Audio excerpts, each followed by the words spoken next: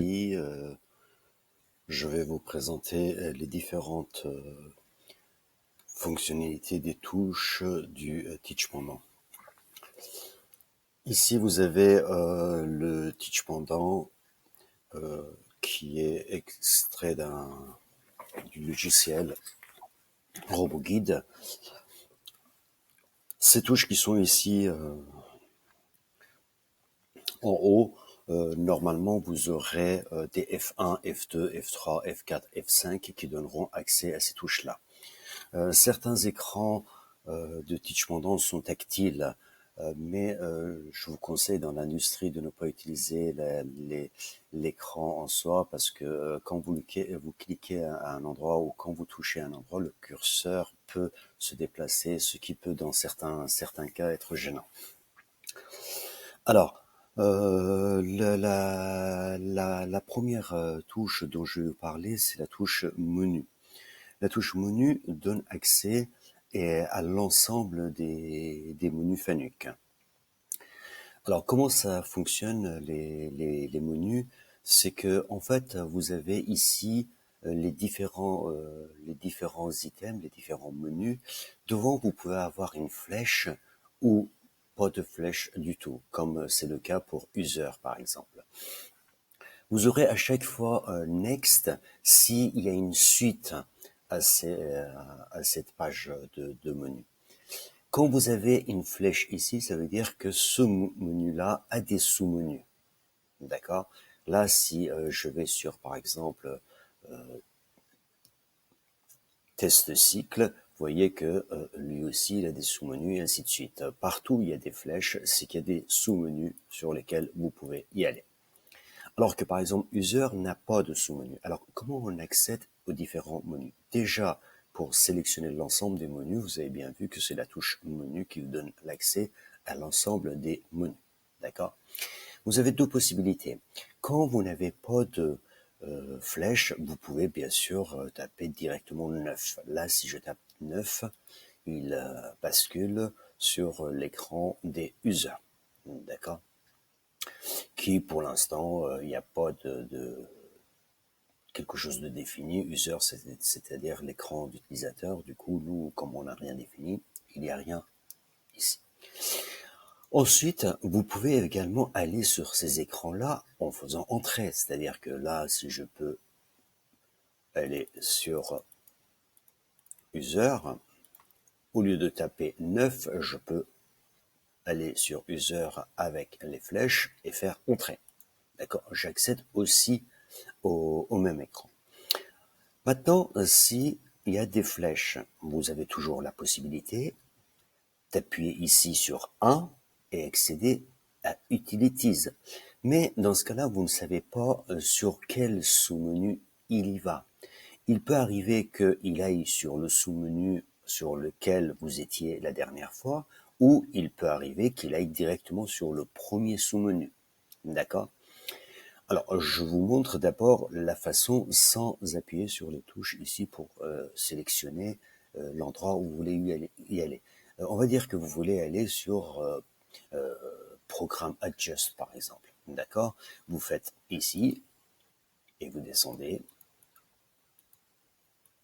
Et là, on aurait même pu, une fois qu'on était là, taper 6 ou descendre et faire entrer.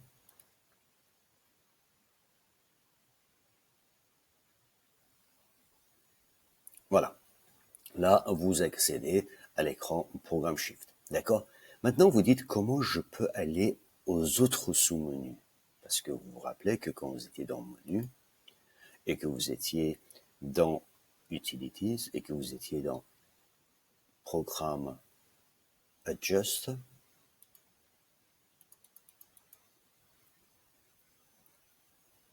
d'accord? Vous aviez d'autres sous-menus. Mais une fois que vous êtes dans cet écran-là, si vous êtes allé dessus, vous avez fait Entrée, comment je peux aller aux autres sous-menus? Alors là, l'astuce, c'est que c'est pareil pour tous les sous-menus sur lesquels vous avez. Je vais faire ça pour l'enlever cet écran-là. Pour tous les sous-menus, quand vous rentrez dans un sous-menu, pour accéder aux autres sous-menus, c'est toujours pareil. c'est la touche F1 qui apparaît ici pour activer type. D'accord? Comme sur ce logiciel-là, les touches F1, F2, F3, F4, F5 n'existent pas, je vais cliquer directement sur type et là, il vous donne accès aux différents sous-menus. D'accord? Alors, je vous ai montré la façon dont vous pouvez aller avec les flèches. On peut aussi dans les sous-menus, par exemple, mettre le chiffre. Si je mets 8, il ira sur tout l'offset. D'accord? Directement sur tout l'offset. Alors, pour résumer, c'est que dans menu, vous avez des menus avec des sous-menus, là où il y a des flèches, avec des sous-menus, des menus sans sous-menus. D'accord? Quand vous avez des sous-menus et que vous rentrez dans un sous-menu, par exemple ce premier-là, si je fais ici, vous voyez que je suis dans ces sous-menus-là, il peut y avoir pas assez, c'est-à-dire que là, plusieurs sous-menus sont dans ce menu-là, mais il n'y en a pas assez de place pour indiquer tout. Vous voyez que si vous faites Next, vous accédez à la suite. Une fois que vous accédez au sous-menu, vous avez vu que soit vous pouvez faire aller sur celui que vous voulez et faire entrer, soit vous pouvez aussi saisir les chiffres. Là, je reviens, par exemple, je vais aller sur les limites. D'accord? Je reviens ici, et là, je vais taper 3. Il suffit de taper 3, et là, je vais basculer sur les limites. Et une fois que je suis dans un sous-menu, si je veux accéder aux autres sous-menus de ce menu principal, je fais F1, et là, j'accède ainsi à l'ensemble des sous-menus. D'accord? Ceci vu, vous pouvez me demander comment je sors comment j'annule, comment je sors de ces écrans, ce qu'on appelle des écrans pop-up. C'est toujours la touche Prev, comme prévu, c'est-à-dire comme précédent. Ça ne veut pas dire qu'il ira à l'écran précédent. Ça veut dire qu'il va vous enlever les écrans qui sont affichés dans votre écran principal. En faisant ça, il enlève, d'accord? Mais par contre, si vous faites Previous, là, il revient dans un écran qui est toujours la limite 7, mais il va pas aller au-delà. Vous voyez, limite 7, il bascule toujours. S'il y a différentes façons de faire, il bascule d'un écran à l'autre. D'accord? Ensuite, je vais vous expliquer ces trois touches-là qui sont des touches de raccourci importants pour la programmation de votre robot Fanuc. Alors sur les teach pendants ici sont entourés, hein, il y a un petit pour vous indiquer que ces trois-là ce sont des raccourcis qui vous donnent accès rapidement à des menus programmes et des menus de données. Quand vous appuyez sur 7, directement il va sur l'ensemble de vos programmes, d'accord, de vos trajectoires. Et vous avez les numéros à côté pour avoir l'ensemble de vos trajectoires là. Et comment je peux aller choisir les trajectoires. Alors ils sont les trajectoires à savoir qu'ils sont par l'ordre alphabétique, d'accord. C'est pour ça que souvent tout ce qui est trajectoire, on met un T tiré bas avec le nom de trajectoire pour pouvoir les trouver plus facilement. Et souvent dans l'industrie automobile, quand c'est des trajectoires de maintenance, on rajoute un Z. D'accord? Alors, quelque chose que j'aimerais bien aussi vous expliquer, c'est que je vous avais parlé dans la première partie de vidéo sur le Teach Pendant que les couleurs bleues, d'accord, avaient l'obligation d'appuyer sur Shift pour déplacer, par exemple, ces couleurs bleues, c'est pour déplacer les axes. Et les couleurs bleues et blanches, je vous avais dit que si vous utilisez sans Shift, ça fait une action simple. Par exemple, ici, si je veux monter sans Shift, si vous voyez que je suis au numéro 183, si je veux monter, il monte ligne par ligne. D'accord? Par contre, si je veux accélérer le monter, c'est-à-dire si je veux à la limite changer de page ou de monter de 10 en 10, là, puisqu'il y a des couleurs bleues aussi, ça veut dire qu'avec Shift, il fait une action beaucoup plus rapide. Regardez ici, je suis sur 178, et là, je saute à 170, et ainsi de suite. Des fois, c'est beaucoup plus rapide pour monter, par exemple, tout à fait au début. D'accord? Alors, retenez bien, alors vous voyez que là, une fois que j'étais au début, là, je peux monter et vous avez vu que j'ai 218 programmes dans ce Teach Pendant pour mon robot. Et là, c'est ce que je vous expliquais, hein. Souvent, on met un Z ou un ZM pour dire que c'est des programmes de maintenance, c'est des trajectoires de maintenance. Et alors, vous avez, ici j'enlève le Shift, vous avez un autre raccourci qui s'appelle Edit. Une fois que vous êtes sur une trajectoire donnée, en faisant Edit, il va ouvrir cette trajectoire-là pour pouvoir modifier éventuellement ou visualiser, où est-ce que le programme est en train de s'exécuter. Et alors, vous avez ici une en-tête. L'en-tête, c'est très important. Vous avez vu que à chaque fois que je change quelque chose, hein, je vais sur menu et je vais aller par exemple sur Setup. Je tape directement 6. Vous voyez que Setup a des sous-menus. D'accord? Si je vais sur Setup de cette manière-là, vous voyez qu'il y a des sous-menus. Il y a une page, 2 pages, 3 pages, 4 pages de sous-menus. D'accord? Mais si je vais pas avec les curseurs et que je suis tout à fait en haut et que je saisis directement 6, bah, il va atterrir sûrement sur le premier sous-menu de 6. Je fais 6. Et là, je suis sur le premier menu. Et vous avez vu tout à l'heure, je vous ai expliqué avec les types, vous pouvez aller sur différents menus. Ici, je peux taper 0, il ira là. Je peux taper encore 0, il ira celui-là. Je peux choisir par exemple 9 ensuite. Je fais 0, il ira là. D'accord? Pour l'instant, je viens sur le sous-menu de la page numéro 2. Et je vais prendre par hasard des alarmes. D'accord?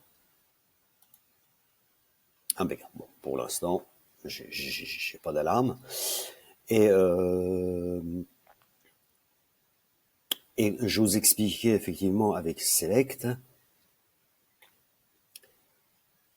j'atterrissais sur mes programmes. Et je voulais vous dire que quand je venais dans un menu quelconque, on a dit des menus des alarmes, par exemple les alarmes ici, entrée, ou bien je peux taper 3 par exemple. D'accord? Vous voyez que à chaque fois où je suis parti dans les différents menus où je suis allé, vous avez vu que l'entête reste toujours ici. Alors du coup, ça veut dire quoi? Ça veut dire que cette entête-là, c'est très important à retenir à quoi ça sert. D'accord?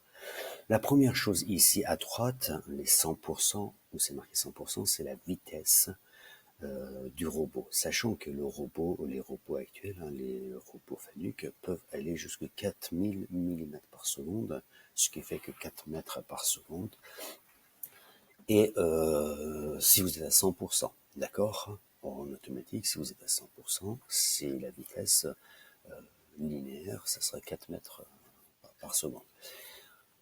Et il est tout le temps affiché.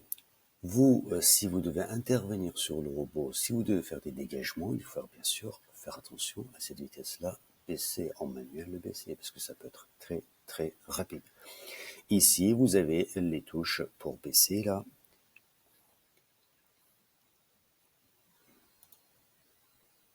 Ici, vous voyez, ces touches-là, c'est pour augmenter. Je peux plus augmenter, hein, je les ai déjà à 100%, ou baisser. Alors ça aussi, vous voyez qu'il y a 2 couleurs, il y a bleu et blanc, d'accord? Ce qui veut dire que Shift peut aussi intervenir pour modifier, parce que là, si vous voyez que je baisse de 5%, 5%, d'accord? Et si j'appuie sur Shift et que je veux augmenter par exemple de 15%, bah, il passe tout de suite à 50% et tout de suite à 100%. Du coup, ça veut dire effectivement que le Shift accélère les touches dont ils ont une couleur bleue et blanche. Ensuite, à côté, vous avez la façon dont vous voulez vous déplacer en manuel, dont vous voulez déplacer le robot en manuel. Ça, c'est assez important. Je vous le mettrai dans une autre vidéo, peut-être la troisième partie, pour vous expliquer un peu les différentes façons dont les robots en général et le robot Fanuc en particulier se déplacent. Pour l'instant, simplement pour vous dire que il y a une façon, les robots, on peut les déplacer d'une façon linéaire ou d'une façon axe par axe, ce qu'on appelle axe par axe, c'est-à-dire simplement bouger un seul moteur, ou bouger d'une façon linéaire où c'est le robot qui décide de bouger les axes qu'il juge nécessaires pour respecter la linéarité. Mais je vous l'expliquerai dans une autre menu parce que c'est très important et que ça mérite à lui seul une vidéo. Je vais vous expliquer le reste ici et on terminera cette présentation. Je continuerai à vous faire des vidéos que vous pouvez suivre pour avoir l'explication complète de ce Teach Panda. Ici, vous aurez une petite indication. Aborted, ça veut dire abandonné. En anglais, aborted, ça veut dire abandonné, c'est-à-dire le programme en cours a été abandonné. D'accord? Il peut être marqué abandonné ou il peut être écrit paused, c'est-à-dire il est en pause. D'accord? S'il n'y a rien, c'est qu'il est en cours.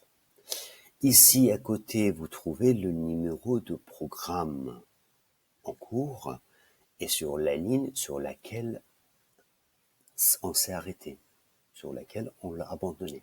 D'accord? Ça, c'est très important quand vous voulez intervenir sur le robot Fanuc et vous voulez le déplacer au manuel. C'est important de savoir dans quel programme, dans quelle trajectoire on a été et où on s'est arrêté. Si je vais ici, Edit, j'accède directement au programme. Je vais accéder au programme TSR XFK.